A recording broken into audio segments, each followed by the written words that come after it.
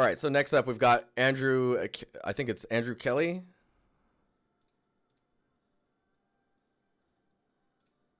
This portfolio is pretty interesting. It's got some variety. So Andrew, I know you're in chat too. General feedback, what I could do to strengthen my portfolio, what areas need improvement. Okay, so environment artist, you've got a sci-fi scene, you got some fan art, you got a temple scene, some overgrown abandoned asylum, and a sci-fi corridor. So I'm seeing two sci-fi things. So I'm going to assume that you like sci-fi stuff and Devil May Cry. The overgrown stuff makes me think that maybe you like some Last of Us. And then the temple, because, you know, we could all use more temples. So I'm going to refrain from going to your Artstation because sometimes you guys curate what you're showing on your pro page. So I'm only going to look at the stuff that you guys are trying to present. I got some feedback in some previous ones to like, look at the thing, you know? So I'll focus on this. So the sci-fi corridor, goal of the scene. I love that you're stating your goal, by the way, was to practice sci-fi genre.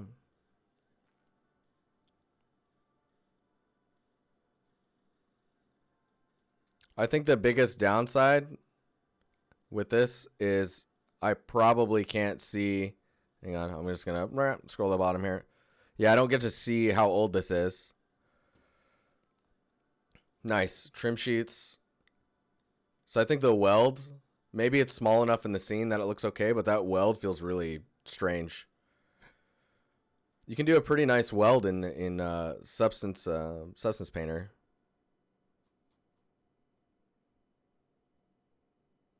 There's also some, in these bakes, there's some warping that's going on around the... I wonder what's causing that. Do you see that? Is a year old or less? Nice. Nice, that's really good. All right, so some materials, substance, very good. That's cool. Rubber material, cool. You know what's really interesting is like with roughness and something like this, a lot of the times if the roughness is showing the pattern, I guess it's gonna be like really subtle, and I think you're nailing that. Man, that's a really soft material. Let's see how it's being used in the scene. This is nice, just like that general breakup. And this is cool. Nice scrape marks and stuff. Oh man, Scott, making the music all crazy. Thanks, man. 7 months, dude. Thank you. So I'm always a fan of this, and I appreciate that you put some text in here.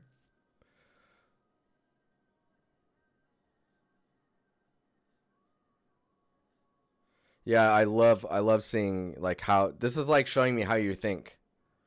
You know what I mean? Had detail lighting though. Some strong stuff going on here. So in the base color, it's actually really interesting. I like that there's not a lot of information in the albedo itself. Like if there's going to be information in there, it might be dirt, and at that point, if the dirt is subtle enough, the dirt needs to be like in the roughness.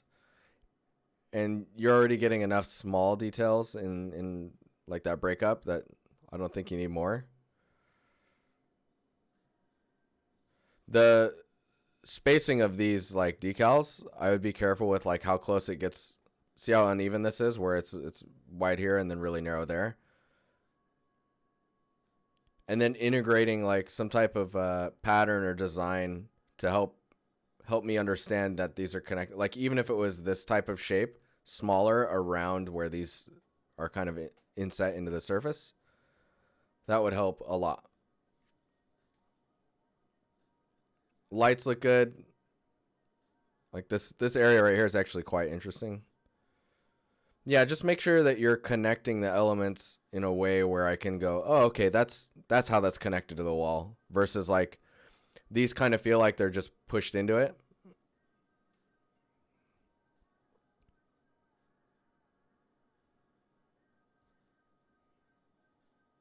The ground is pretty cool. There's some weird like duplicating stuff going on in there. Is that just the glass like refracting stuff? The reflectiveness of it's pretty cool.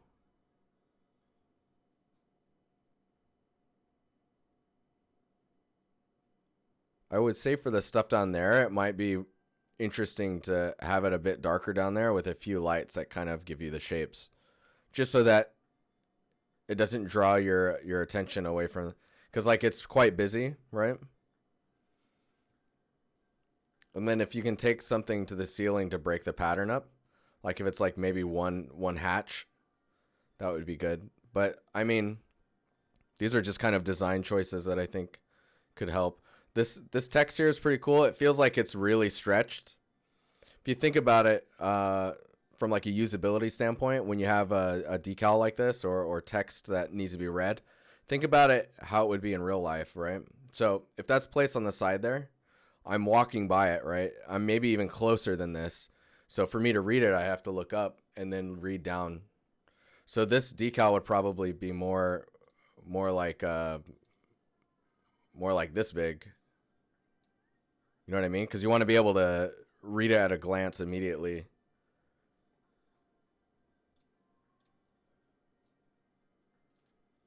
But yeah, that's pretty cool. So let's check out this Overgrown abandoned asylum. Dang, that ceiling though. So right off the bat, before I compliment a bunch of stuff, the ceiling tiles, there's some that are rotated where it almost looks like the floor has been turned upside down and stuck to the ceiling. But this is looking pretty cool. There's I don't know what you would call it, like detail density. Like you have a bunch of props, right? You've got elements all over here. The shapes here from the wood pallets, and the shapes here, not the textile density, but so this palette here and this element and this cardboard box, they all kind of look like they're from the same family of scale, if that makes sense. Like they all feel like they're kind of in the same world. Same with the light on the ceiling even, and the tiles on the ground. Where it gets broken for me, I think, is the wheelchair and then the blanket or the tarp thing that's under the blanket. Those feel like they're smaller, and I think it has a lot to do with obviously with the wheelchair. Maybe it needs to be scaled up a little bit, and the door frame, I can see like maybe that's the scale, and it's just it just feels a little odd because there's nothing else around it to support the scale. They can get real narrow, man. It's kind of crazy. But if you scale it up a little bit and maybe widen the door frames, then they wouldn't associate that weirdness. Not the density of it either. It's like it feels like this has been scaled down, right? And the details that were baked into it are smaller, but they are supposed to be bigger. It feels like this it feels like this area was actually scaled down. So if this blanket thing or tarp was like twice the size that it is now, I think it would be much stronger. And then the wheelchair may be scaled up by like 10%, maybe less than that. I don't know. Just playing around with that, because the finite details of that, you don't see very fine details like that anywhere else in the scene. Maybe like this cable here and some of the leaves. But the overall scene is pretty cool. I think if the ceiling wasn't peeling so much in some areas, that would be a welcome change. But this looks awesome. I take it are these wood boards that are covering up the window frame? Because did you know that usually when people board up windows, they board them up from the inside because it's easier to apply them than outside. So a lot of the times either the windows are like on a high floor or they're just hard to get to. Whereas if you're inside, you can just board it up from the inside. It's much easier to do. Plywood boards, nice. Yeah, if you look at any reference of windows or doors that are boarded up, they've done it from the inside, so it's like a clean seal. It makes it actually harder to get into as well. This shot's not nearly as strong as this one. This one's really, really good. I think compositionally, I think this edge here is really centered up in the shot. So I think if you were to, like, imagine you're the camera and you moved it over. Well, I guess I would go this way, but my camera's flipped, so you're going to see it in another direction. But I'd move it so, like, so this wall here is more this way. So it's showing more of this wall. And then you're looking, instead of looking here, you're looking over this way. So it's more tilted. Right now you're looking like straight down the hallway almost. Even though you're looking at this wall, you're looking straight forward. Whereas like if you could tilt it a little bit, I think you get a more interesting overall look. These details are really nice. I would definitely take the time to break this edge up. And you can do that by yeah, no, I agree. This is awesome. This is really cool. And your attention to detail with the growth up the wall and stuff is really nice. I'd be curious to see how, like, where did this come from?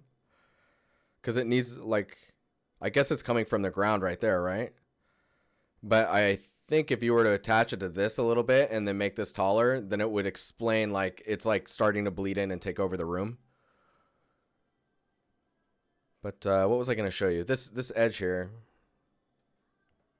I'll get Blender started and I can show you.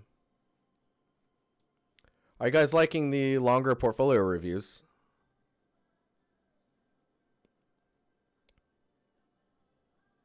Come on, Blender. Sky Blue, what's up, man? Cool. Sure. Oh man, it got hung up on something. It's not responding. We'll just drag this over here. Oh, now it's okay. All right. So give me a second here. I'll just...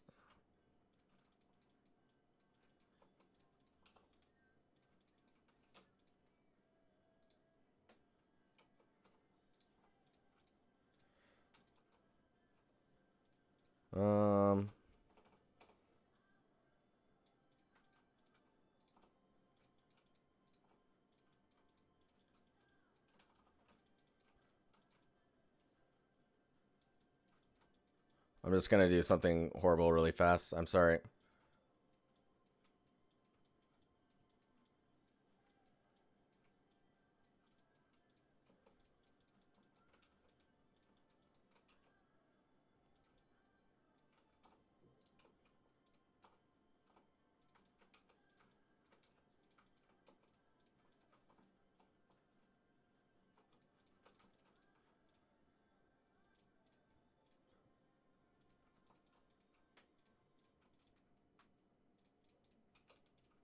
All right. So if you've got this, you can take this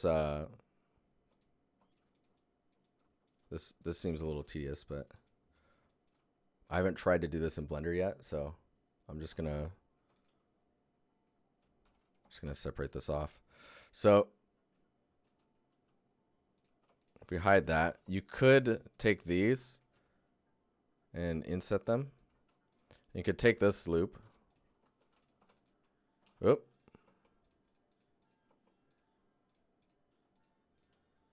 And then you could bring this back. And you could work on this shape. And then map. I guess you'd need to take this inside too. But you basically take this trim shape. You smooth it.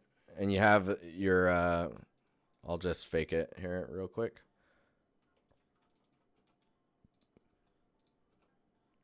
So imagine it's like that all the way around. And it's all matching and whatnot.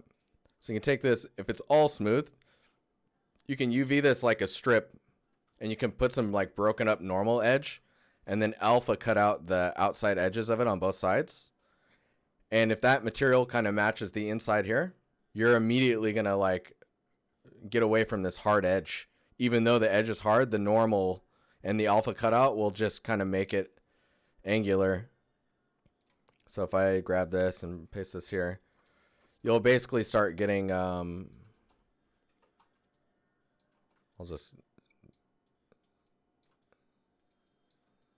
you'll literally get this type of stuff.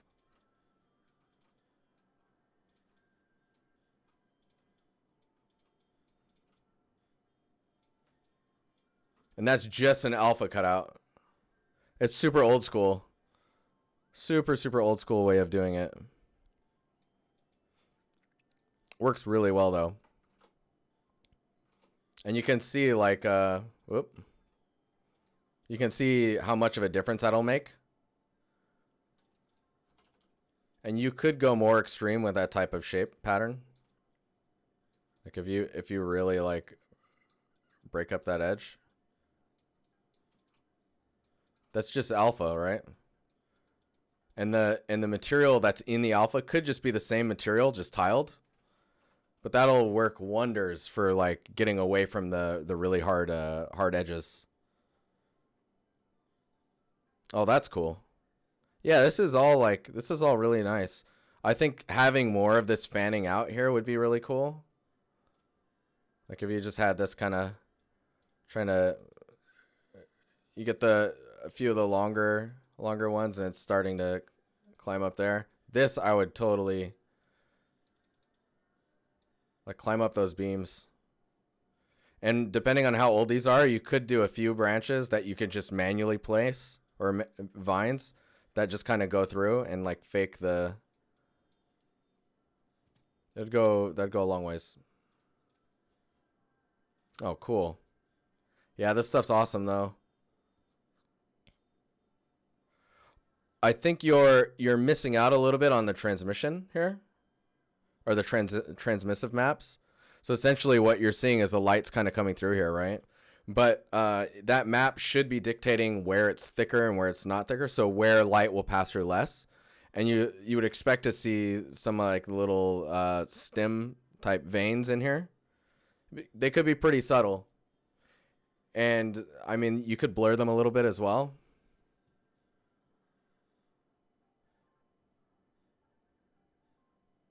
Tunisium, leaves should be pointing downwards even when climbing upwards. Right, because they grow, as it climbs up, they grow out and then they droop, right? And so it's climbing and this is me, guys, I'm a plant. Meh. Like up here looks okay, right? Because those look to be facing down. But it's these guys that you're talking about.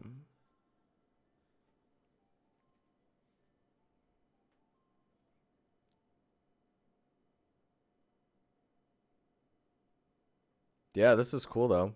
Oh man, that feels good. Oh, I love these too.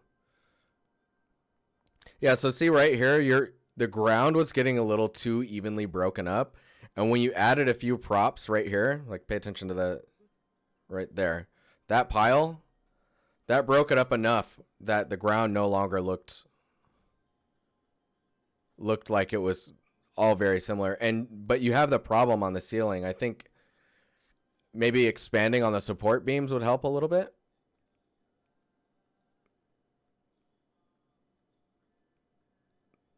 But overall, this is really cool. Whoa. Under ceiling tiles. Dang, that's hardcore. These are cool.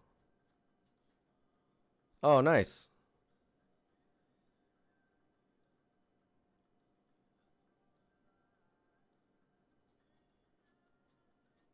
Yeah, these are all pretty well done. The grass is a little, I mean, the grass I think works for what you're doing.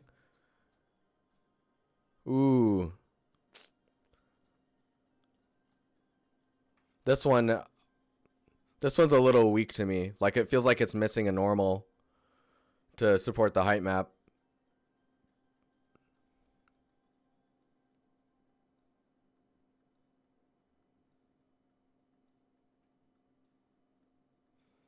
It's always good to have a bit of a gradient in your emissive maps.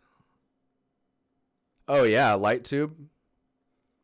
Heck yeah, dude. When we do the neon signs, I'll make sure to show you like backlit panels, like making those look like there's a light inside. It really helps sell it. Ooh, this surface is nice.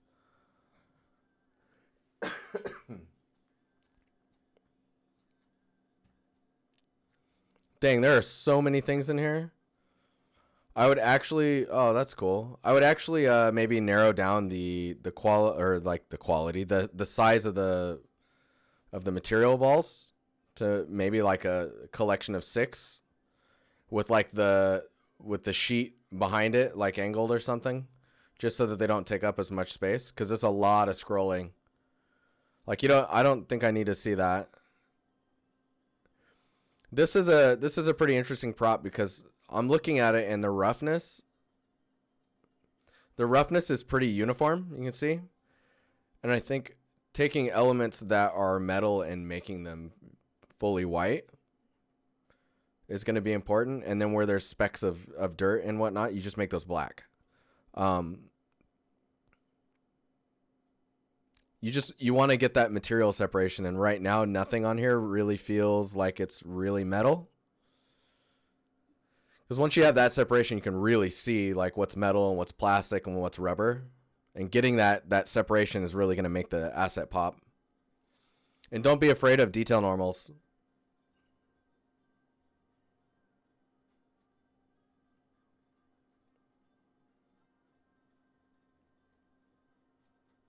Man, there's so many things in here. Oh, this is cool too. Oh, those are really high poly.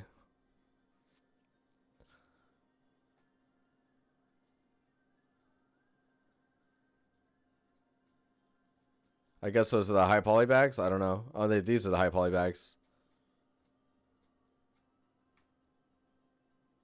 See, this one's also kind of missing out on the roughness range. It's there. It's just not. It's not going far enough.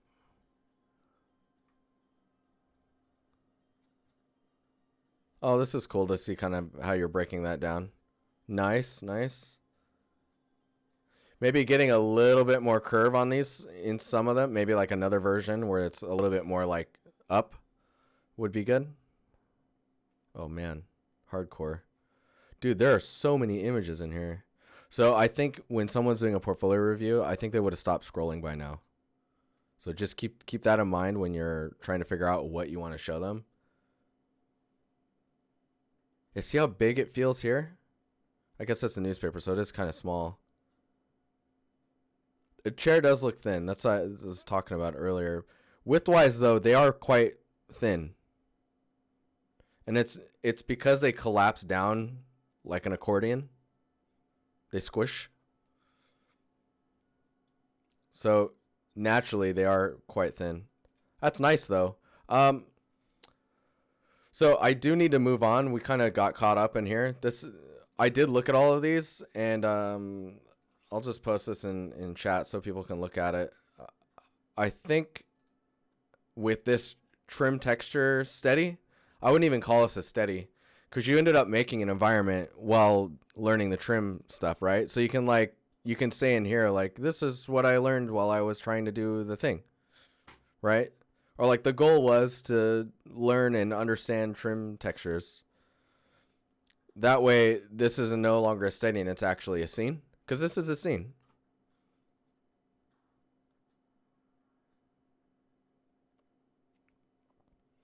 I think I need to know more about your understanding of materials. I think where you're weakest right now is probably in your roughness variety and understanding what makes a material look like a specific type of material.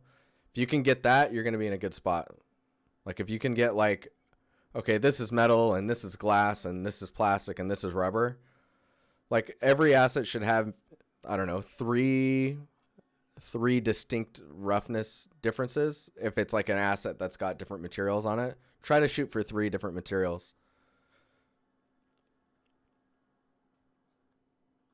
But yeah, I do have to move on to the next portfolio. Oh, we got a few more minutes. Just kind of trying to take this all in.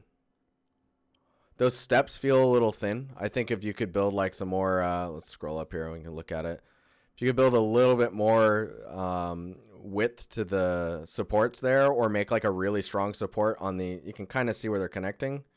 I don't know what they're connecting to is the thing.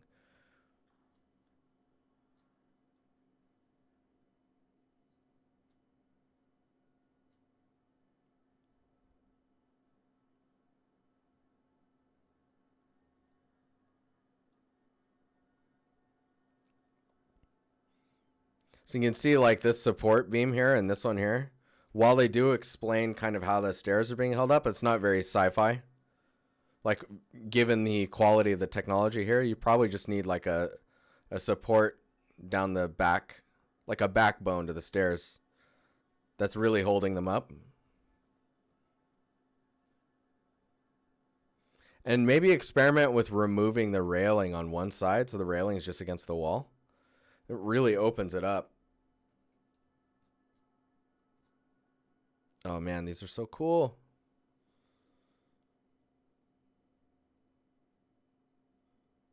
Nice job with the ceiling breakup in here as well, because it's quite easy to leave a ceiling pretty empty, or it ends up feeling quite unnatural just because of the nature of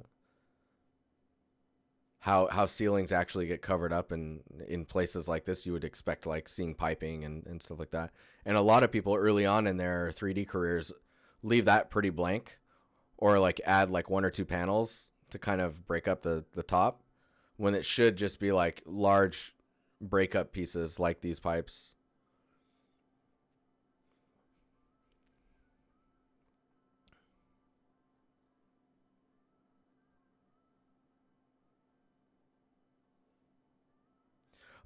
For metallic maps, I tend to use the 0, 0, and 1, yeah.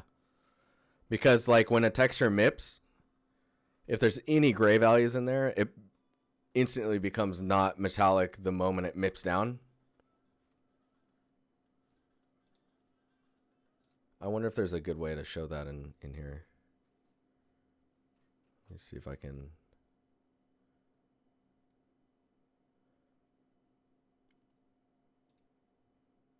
Do like a 512 by 512. Proceed. Okay, so let's say this is your metalness, your metallic map, right? And you got metal on this side of the map.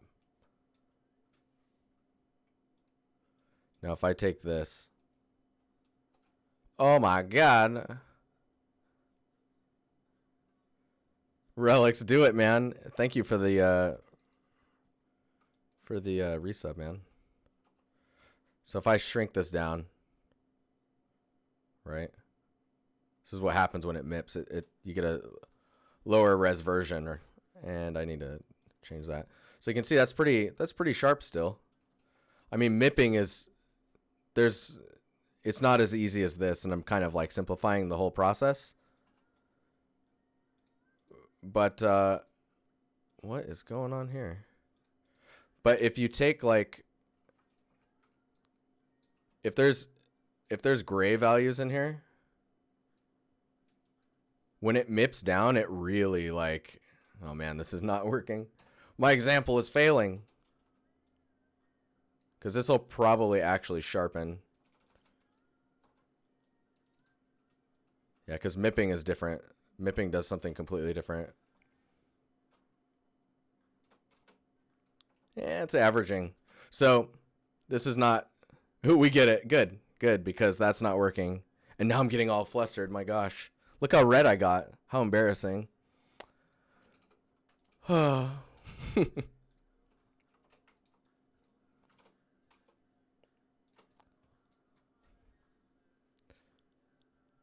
Abstract art stream. Saved.